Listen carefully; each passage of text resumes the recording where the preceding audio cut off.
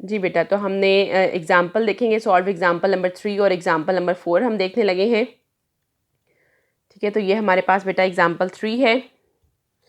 Example 3 में बेटा data आप देख लेंगे। एग्जाम्पल 3 में हमारे पास वैल्यूज़ हैं, दो वैल्यूज़ प्रेशर की हैं, दो वैल्यूज़ टेम्परेचर की बताई गई हैं डाटा में। डाटा आपने खुद पढ़ना है और इसी तरह से आपका एक प्रेशर नया नहीं बताया हुआ।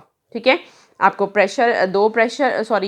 प्रेशर बताया हुआ है, दो वॉल्यूम्स बताए हुए हैं और दो टेम्परेचर्स बताए हुए हैं। ठीक है, आपने यहाँ पर जो है वो क्या करना है, नया प्रेशर, वो कह रहे हैं कि नया प्रेशर गैस का क्या होगा जब टेम्परेचर नया हो जाएगा। ठीक है, तो हमारे पास प्रेशर दिया हुआ है, वॉल्यूम दिए हुए हैं, टेम्परेचर दिए हुए हैं, तो कौन सा हमारे पास फॉर्मूला लगेगा? तीन चीज़ें हैं। हाँ जी, जनरल गैस वाला P1 V1 over T1 this is equal to P2 V2 over T2, ये वाला आपका फॉर्मूला लगेगा। बेटा दो बातें आपने गैसेस के न्यूमेरिकल्स में जहन में रखनी है। ठीक है, यूनिट्स आपने चेक कर लेनी है कि यूनिट्स हमारे पास कौन कौन से हैं।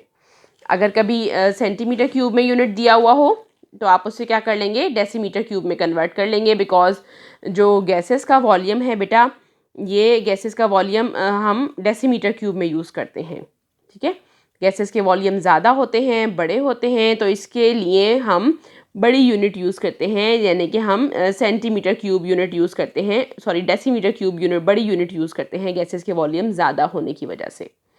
ठीक है, सेंटीमीटर क्यूब छोटी यूनिट है, ये हम यूज़ नहीं करते। तो हमें जब सेंटीमीटर क्यूब में दिया हुआ होगी वैल्यू, हम किस में कन्वर्ट कर लेंगे, हम इसको डेसीमीटर क्यूब में चेंज कर लेंगे। सेंटीमीटर क्यूब छोटी है, इसको हम डिवाइड करेंगे 1000 से, तो हमारे पास 0.38 डेसीमीटर क्यूब आ जाएगा।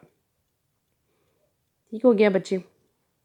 अच्छा जी, तो दूसरी बात टेम्परेचर है। हमेशा टेम्परेचर को बेटा आप केल्विन स्केल में तब्दील कर लेंगे। 27 में जितना भी डिग्री सेंटीग्रेड में टेम्परेचर हो, आपने क्या करना है, उसमें 273 को ऐड कर लेना है, वो आपके पास केल्विन में चेंज हो जाएगा। तो गैसेस के न्यूमेरिकल्स के लिए बेटा हमारे पास टेम्परेचर केल्विन स्केल में यूज़ होना चाहिए, तो आपके न्यूमेरिकल का आंसर ठीक आएगा।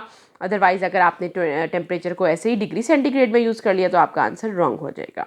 ठीक है, फॉर्मूले में वैल्यू पुट करें और आंसर निकालें। ठीक है, ये भी आपने करनी है। दो सॉल्व एग्जांपल्स हैं आपके पास और दो न्यूमेरिकल्स हैं 17 और 19। फिर बेटा डेंसिटी वाला ही सॉल्व एग्जांपल है 4, एग्जांपल नंबर 4। डेंसिटी मालूम करें मीथेन गैस की। टेम्परेचर बता दिया 0 डिग्री सेंटीग्रेड, इसमें 273 प्लस करेंगे तो 273 केल्विन पर आप डेंसिटी कैलकुलेट करें, और प्रेशर भी बता दिया 1 एटमॉस्फेयर प्रेशर। दो वैल्यूज़ हमें बता दी गई हैं। आपने क्या करना है, सबसे पहले सिंपल रिलेशन से आपने D is equal to P M over RT, इससे आपने डेंसिटी कैलकुलेट करनी है। सेकेंड पार्ट, पहले ये डेंसिटी कैलकुलेट करोगे, उसके बाद नेक्स्ट पार्ट है हमारे पास कि डेंसिटी को क्या होगा, what will happen to the density, अगर आप क्या कर लें, ए पार्ट टेम्परेचर बढ़ा दें इतना, इसमें 273 ऐड कर लेंगे, और बी पार्ट में जब हम आप प्रेशर क्या कर दें, आपने न्यू टेम्परेचर की वैल्यू ये डालनी है और प्रेशर की वैल्यू क्या डालनी है आपने, जब पहले प्रेशर 2 था अब प्रेशर बढ़ जाएगा कितना, 2 एटमॉस्फेयर पे, और जब प्रेशर 2 एटमॉस्फेयर यूज़ करेंगे तो ये वाली वैल्यू टेम्परेचर की यूज़ करेंगे। बी पार्ट में आपका टेम्परेचर ये होगा, यानी इसमें 273 ऐड करके केल्विन वाला ये यूज़ करेंगे। ठीक है, तो इस तरह से आप निकाल लेंगे। पहले आपने सिंपल डेंसिटी निकाल ली, ठीक है, दी गई वैल्यू से। फिर पार्ट ए में डेंसिटी को क्या होगा जब 27 डिग्री सेंटीग्रेड आपका टेम्परेचर हो जाएगा। ठीक है, फिर आपका बी पार्ट की जब डेंसिटी को क्या होगा जब आपका प्रेशर 2 एटमॉस्फेयर हो जाए और टेम्परेचर इतना रहे। ठीक है, तो आपने ये बता देनी है कि डेंसिटी प्रेशर आपने बढ़ा दिया है, 1 एटमॉस्फेयर पहले था, अब 2 एटमॉस्फेयर कर दिया है। ठीक है, तो फिर डेंसिटी क्या हो जाएगी, डेंसिटी आप बता देंगे कि पहले कितनी थी, इतने 1 एटमॉस्फेयर पे इतनी निकली थी 0.7, और जब आपने प्रेशर बढ़ा दिया तो डेंसिटी भी क्या हो गई, बढ़ गई। ये डेंसिटी की वैल्यू है, ये भी बढ़ गई है, डबल हो गई है। ठीक है, 1 एटमॉस्फेयर पे 0.7 थी और अब क्या हो गई, 0.7 में 0.7 मिक्स करें तो आप प्लस करें तो 1.4 समथिंग हो गई है। ठीक बच्चे, छोटी सी एक और सॉल्व एग्जाम्पल है, एग्जाम्पल नंबर 5। ठीक है, इसमें आप ये वाला रिलेशनशिप यूज़ करेंगे। मास आपने निकालना है, स्मॉल m निकालना है। सारा डाटा आपको दिया हुआ है, आपने डाटा को देख के सोचना है कि मेरे पास प्रेशर भी है, टेम्परेचर भी है, वॉल्यूम भी है, और क्या निकालना है, मास निकालना है। तो आप जनरल गैस इक्वेशन यूज़ करते हैं, पी कर सकते हो, P V is equal to D R T होता है, sorry P V is equal to M over M R T होता है। ठीक है, तो आप यहाँ से मास को इधर ही रहने देंगे, स्मॉल m को, आप बाकी सारी चीज़ों को उस तरफ ले जाएंगे, तो आपका ये रिलेशन बन जाएगा। वैल्यूज़ पुट करेंगे बेटा और निकालेंगे आंसर।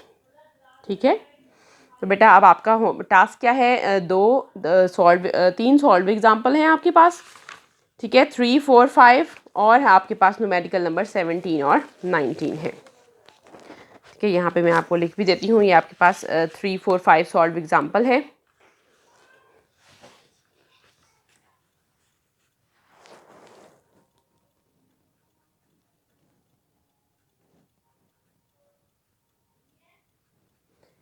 और आपके जो हैं ये बाकी आपके न्यूमेरिकल्स हैं। ठीक है, 17 और 19 ये आपके न्यूमेरिकल्स हैं। ठीक है बेटा, ये आपका टास्क है, इसका आप स्क्रीनशॉट ले लें या मैं आपको पिक्चर भी भेज दूँगी।